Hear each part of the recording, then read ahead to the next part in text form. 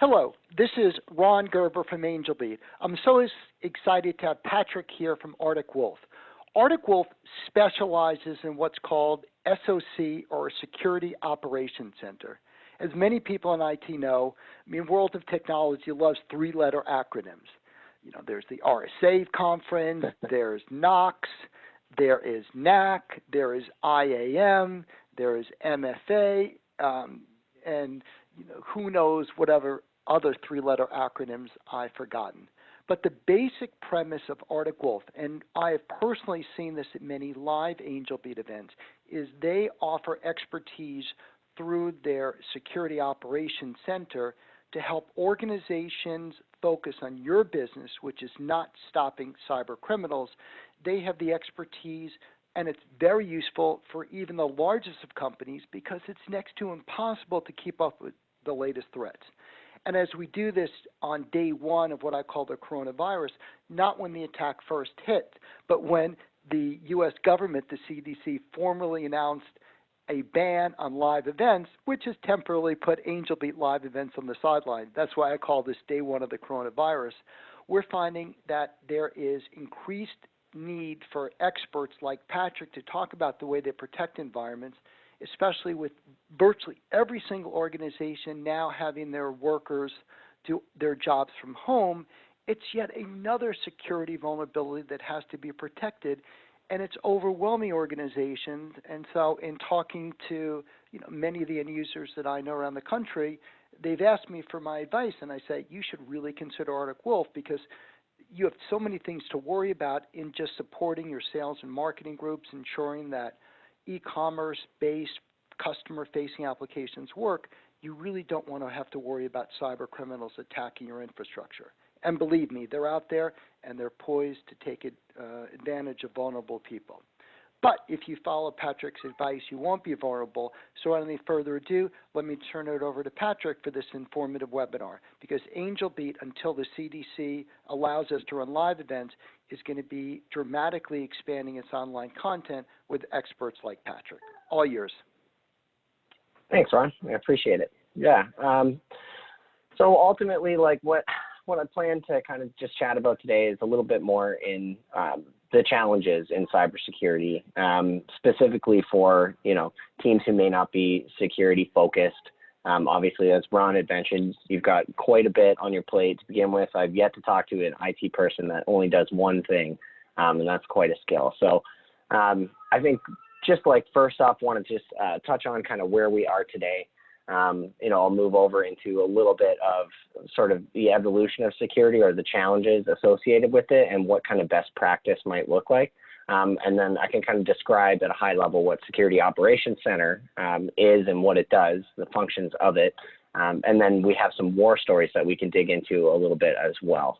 So I think one of the most important things to note, Patrick, one other thing I want to point out, these are war stories from organizations that didn't have the advantage of attending a past Angelbeat event featuring experts like Patrick. So this is the downside. When you miss Angelbeat, you miss experts like Patrick. He's going to tell you about them. Well, actually, even better. So these are stories of situations where an end user or a customer decided to sign up, and these are some of the things that we found or that we saw throughout our course. So things that may not have been caught otherwise. So right around the same lines there. But so ultimately, I think it's important to kind of note the state of the internet at this point, right? You've got the Internet of Things becoming more predominant, where you have internet connected fish tanks and thermostats and light bulbs, and everything seems to be moving up into the cloud, which obviously the cloud is a great thing.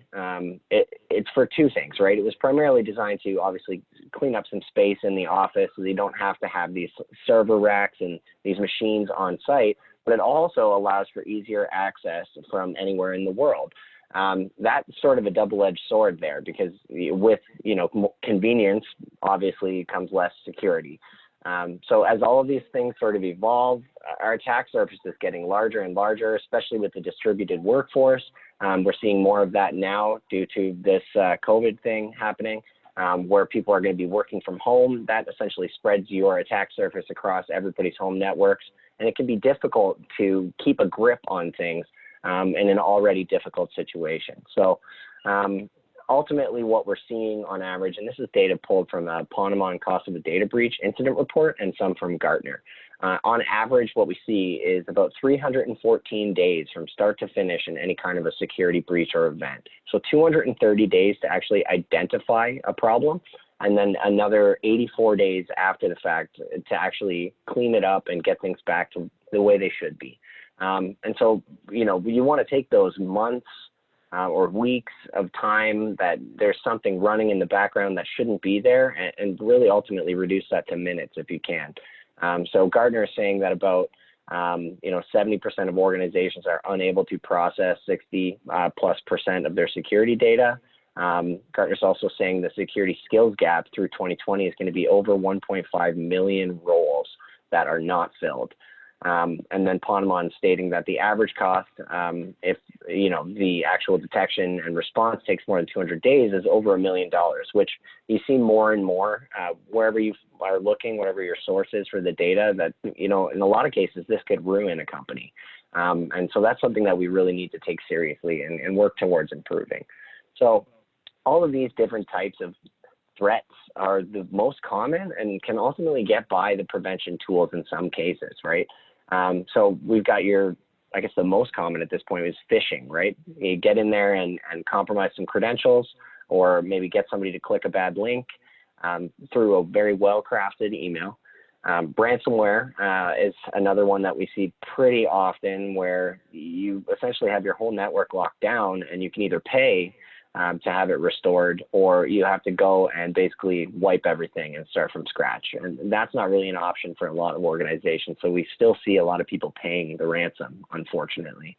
There's a lot of human error, whether it be through misconfigurations, or maybe there's an insider threat or something like that. Account takeover is another one. If you're not managing your passwords properly, or if a brute force is successful, that can be quite detrimental. And then as well, anything that's unpatched, maybe inadvertently, there's a new vulnerability that, isn't fixed.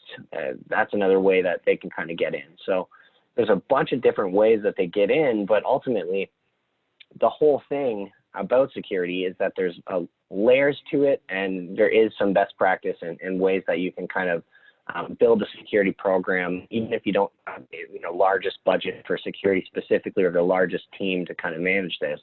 There are still options. So typically with security, the way that it's evolved is it very much was a sort of set it and forget it mentality, where you kind of put the walls up and you had done what you could. And, that's still a great part of it and still important, but security's moved to more of a moving target, and there's not really like a silver bullet that's going to solve security for you. So you start with basic stuff like getting your passwords in place, managing access within the environment, patching and backing up all of your critical documents and files. And moving a little bit beyond that, you get into some of those defensive tools and perimeter tools, the walls that I had mentioned, like your firewalls and filters and endpoint protection. And all of these tools are great and essentially designed to keep things from getting into the network. So ultimately, as hackers get a little better and malware gets a little more advanced, it's just a matter of time before something slips and they get past these, preventative tools.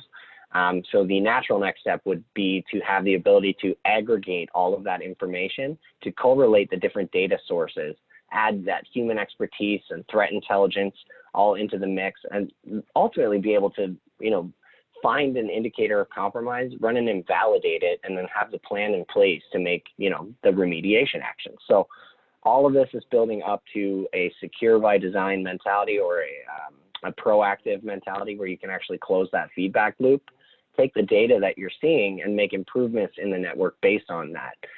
It's a lot more effective if you're learning from what you're seeing and you actually have, the proof behind the next steps that are needed. So what we see is a lot of organizations are at this defense in depth stage, I'll call it. And where they're trying to get to in that proactive mentality, there's a little bit of a gap and it can be a challenge. So there are options and there are ways to kind of get there. But ultimately what that gap is sort of composed of is a couple of fundamental challenges. So you've got the fact that security tools in general make a ton of noise. These tools are not designed, they are designed, I should say, rather to alert you when they see something suspicious. They alert you when they've blocked something. They really, when you have, 5 to 10 different tools in place and they're all making noise, that can be a lot to manage.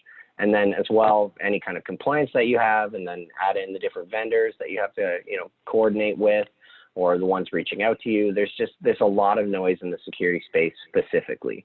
Then moving on to, if you essentially want to try and have that security talent in-house, it can be very difficult due to that shortage I mentioned before, and Gartner said 1.5 million through 2020.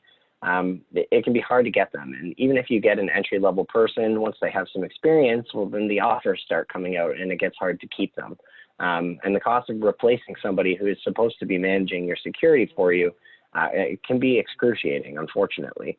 And then again, the cost of the actual response time and what it takes to remediate. As we saw with, I think, the example of the city of Baltimore, it was weeks where their systems were down, and you're essentially trying to solve a technology problem with a pen and paper. And it can be very difficult to coordinate that. So the longer you go essentially running through that, the more expensive it's going to be. So just a quick breakdown, right? There's a lot of point products out there. They all make noise. If it's not centralized in some sort of way and you don't have the security expertise in place to manage that, then it's difficult to have the ability to respond to anything, let alone detect it, and certainly not 24/7. So on the plus side, all companies are kind of in the same boat. Whatever size you are, everyone's struggling to kind of manage this. Even Apple themselves essentially is just one step ahead of the hackers at any given time, right?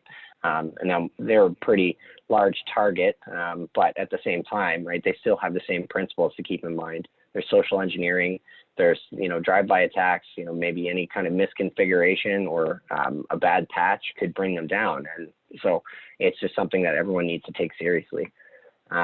There's a ton of noise, as I mentioned, right, and not enough people to manage it.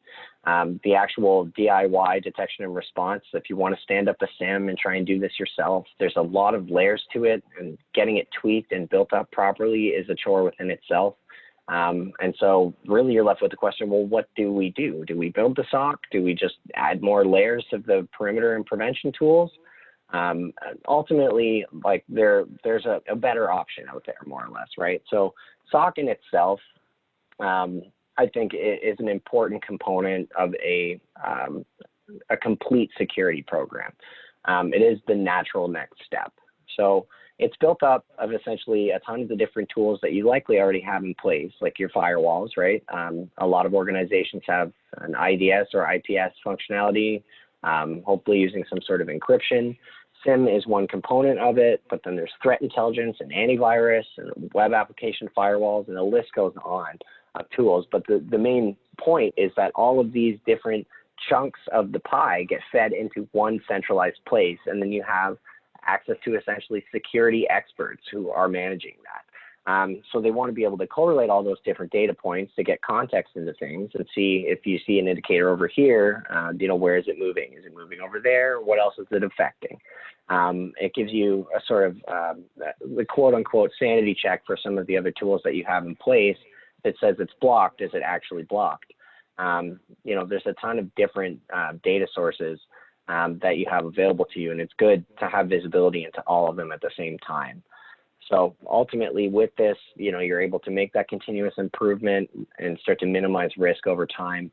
And ultimately that's the goal, right? So Gartner's saying a minimum of 8 to 12 security analysts are actually needed for the full true 24/7 monitoring. And so it's an unrealistic objective for a lot of organizations. So what, the good sort of path would be, and you're seeing a lot of this, even at RSA, I think it was thrown around quite a bit. The MDR, or Managed Detection and Response Service, or SOC-as-a-Service, kind of gives you that comprehensive view into the network, so that you can kind of see the different data that is coming in and out of your network, the different data that your tools that you have in place already are providing. You have that 24/7 sort of focus on things. You have security experts that you can reach out to and communicate with. And it's built in most cases in a predictable way so that, you don't have to worry about your budget breaking on something like this because, you know, they're designed to help organizations who can't build a SOC. So if it was, you know, $1 million, then you might as well just build it out yourself. So this whole MDR function is the idea of managing all of your security tools and providing the ability to detect and then respond to security threats as they happen in real time. And again, to prove or to provide artifacts to prove that this level of security is being provided for your organization.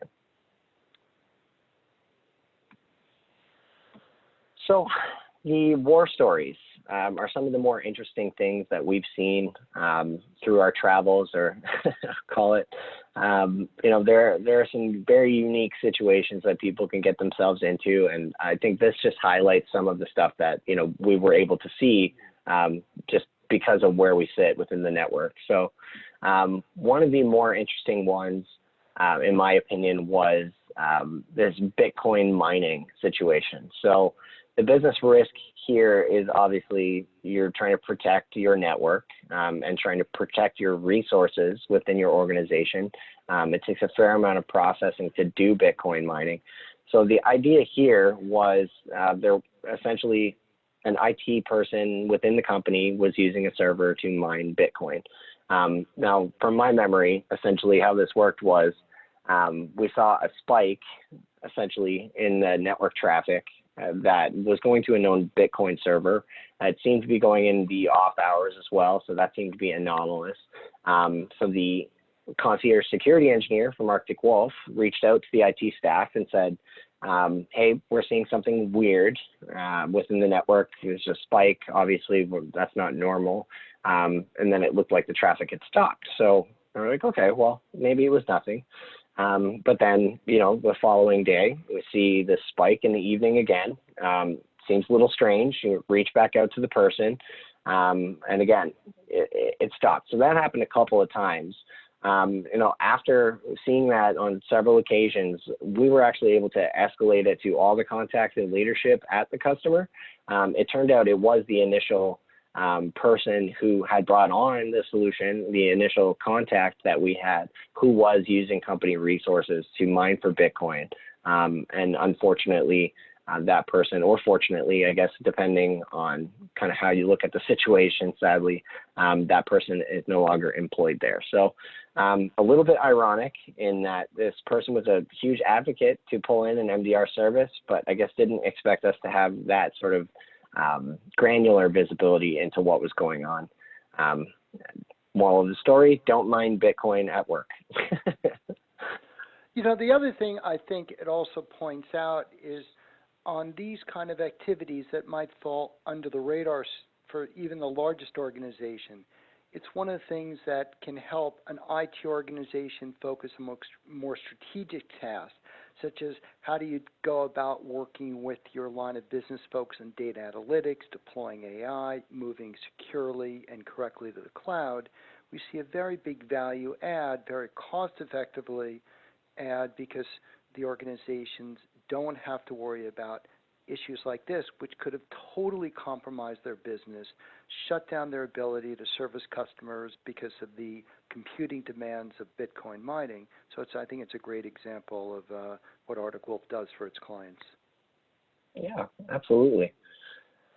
And I guess, so this is an interesting one as well. I'm just going to forward along here. So the actual situation here is an audit support. So security policies, if they're not enforced, you know, you can get into trouble if you do have any kind of an audit happening. So in this particular event, one of our customers was going through their annual HIPAA audit. They had an auditor there with a valid admin credential to kind of go through and test things. So we had alerts set up for specific domain groups to watch for any kind of addition or removal of any kind of admin. You know, so essentially, once we saw that, we alerted the customer that there were a few domain groups associated with their EMR system admin that had been modified. So a new user added and the username / group detail, right? The auditor had actually added themselves to the groups, which in essence like violated their security policy that they had put into place that the auditor hadn't even gotten to yet. So within the process of actually auditing, the things that they were doing alerted, and we were able to prove that the controls were in place to watch for those things. So they immediately disabled that person's account and told them about the incident. So the auditor realized the mistake, but it checked off, 5 different requirements during the audit. So another, funny little happenstance that actually worked out pretty well. So another one, not so much an incident, but just something to keep in mind, depending on kind of what business you're in. Moving the goal line is a fairly common thing, especially in security as things sort of ramp up. Some of the larger companies are very quick to put new requirements in place, and especially with different organizations like law firms are a big one where they'll send out vendor risk management just to ensure that you're meeting whatever they deem, necessary to do business with them.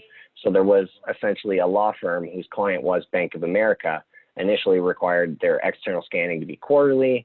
The following year it moved to monthly. The following year it moved to weekly. So the fact of the matter is you need to have something that's in place that can be modified quickly and inexpensively to make sure that you're staying up to that, right? So we just essentially adjusted our schedule for our external scans. That wasn't a problem, no additional cost, and managed to check those boxes pretty easily. Another sort of less successful story, one of the law firms, essentially their client was Medtronic, and the reason they had come to us because they lost their business essentially because they didn't have any incident audit history or any kind of monitoring in place. So they weren't able to check all the boxes and somebody else was, and unfortunately they lost the business. So there's something to that to keep in mind, depending on what your field is and what you work in, that your clients as well, because of the recent supply chain attacks and because of some of the sensitive data that you might hold for them, are becoming more and more sensitive to this to make sure that not only are they secure, but are you secure enough to do business with them?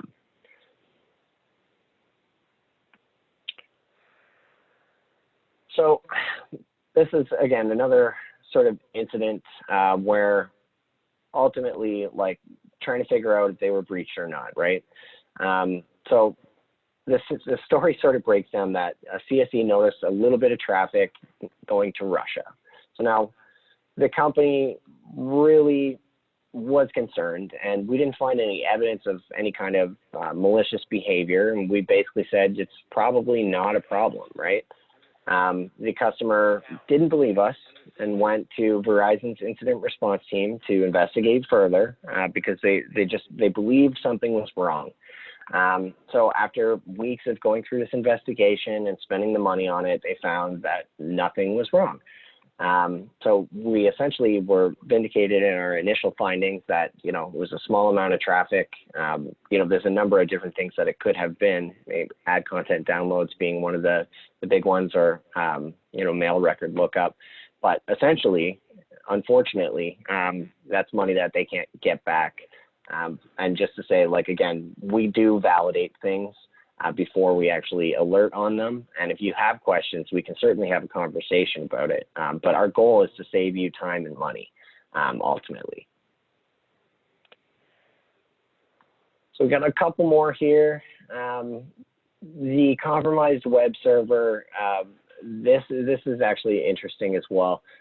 So while we were installing and doing our initial hunt, as we were, brand new, the concierge security engineer noticed there were some DNS lookups going to a Blizzard or BattleNet, as well as a suspicious HTTP command. So if you're not familiar with Blizzard or BattleNet, BattleNet is the online sort of interface to play Blizzard games. So think like World of Warcraft, StarCraft, that kind of fun stuff. So after some, further deep diving on the kind of logs, we actually identified there was remote access within this web server So it turned out that the actor was actually located in China, got in and installed a private World of Warcraft server in the company. It turned out to not be that big of a deal. Well, I mean, obviously anything in your network is bad, but in terms of severity, this was pretty low. It could have been much, much worse, especially since, you know, as this web server was actually a front end to medical records. So again, happy outcome in this particular case, but you just never know what's going on in your network. The cliche, you don't know what you don't know, right? And again, just like you were alluding to with the Bitcoin scenario, when you don't have control of applications running your network, you want to be very careful whenever something is unauthorized to immediately stop it, because it could be a loss of critical data, it could be setting up a malware attack. These are relatively innocuous, a gaming platform and Bitcoin mining, but I think both of those scenarios illustrate Article's value proposition in very fortuitous situations. Yeah, for sure. And again, they were very lucky that it only turned out to be those things, because if they can get in and essentially spin up a dedicated World of Warcraft server, they could have easily done a number of different things, for sure. So this, I got two more, I believe, here. So there was a luxury cruise line. Essentially, the CEO's laptop got infected when he clicked a malicious link in a phishing email, unfortunately. So as these phishing emails often do, it sent out a mass BCC email from the CEO's laptop to all the employees. So all of the unsuspecting employees, seeing their CEO's email, clicked the attachment. They thought, okay, makes sense. So then all of the employees' laptops were infected with keylogger from a malicious site, and basically all of the employee credentials were harvested. So the CSE, basically we saw the pattern and alerted IT that there was something wrong there. So the customer's IT team actually was able to block the malicious website and kind of warned everybody, got all of their credentials refreshed, and there was no damage from this event. But again, it could have been a lot worse, especially with phishing. This is something that's pretty common. We hear stories all the time about, the CFO gets breached, sends out an email, or the hackers do rather, from that person's email to somebody else saying, hey, you need to move money now. And then it's very difficult to get that money back if somebody spoofs you into sending it to, or updating a vendor record to a different account and paying an invoice that, shouldn't have been paid to that person. It's very difficult to track down, and it's something that we need to basically hop on immediately when you do see phishing. So last but not least,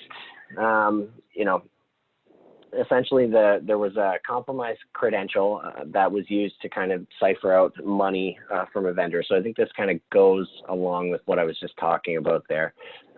So the accounts receivable user actually got phished from their phone for their iTunes credential. So the person clearly used the same password for their corporate email. So they did brute force and got in. They leveraged a location-based VPN, and they logged in from the same city so that nothing would get flagged there. They found a large invoice, $100,000 that was due, and they modified the routing number and sent it to the vendor. Essentially, they created a rule within the inbox to actually forward all of the responses back and just go directly to junk, so that they wouldn't get any flags there as well. Just trying to be very quiet. So the vendor sent the money to the new number, and then it took months to figure out where the money had gone. So this happens quite a bit, unfortunately. And all it takes is, and criminals are low and slow, right? They don't necessarily go in and break things right away. They're more than happy to sit there quietly for months at a time and wait for the perfect opportunity. That's just kind of how it works. And then they just get into one account and they can work their way up For this, you really do need to make sure you have unique passwords for each of your accounts. Don't reuse passwords, especially between your work and your home life. You may be, less vigilant at home when you're on your own computer. I would just say it's always safer. There's tons of password managers out there. Like LastPass, for example, is a free one that you can use, and it will store and even generate, completely randomized passwords. And I think that's a great tool in terms of keeping yourself secure, and making sure that, you're not an easy target.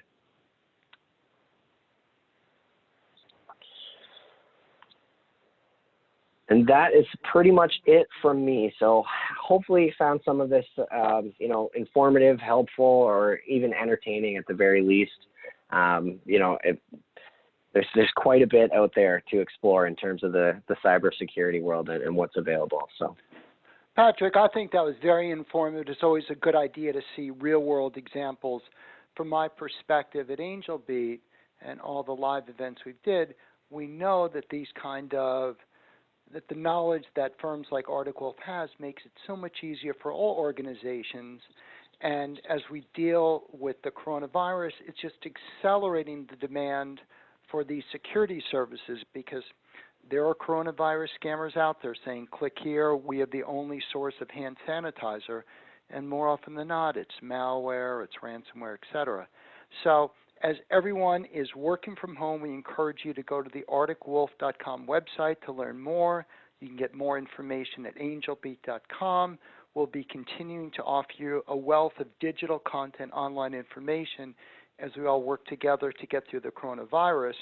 And I think the one final comment I'd like to make is that we see a lot of interest in people and organizations of all sizes wanting to make security as a service through a SOC, much like they want to go in their hardware purchases for let's say, storage, going from capital expenditures to operating expenditures. In the case of security, it's too hard to find people.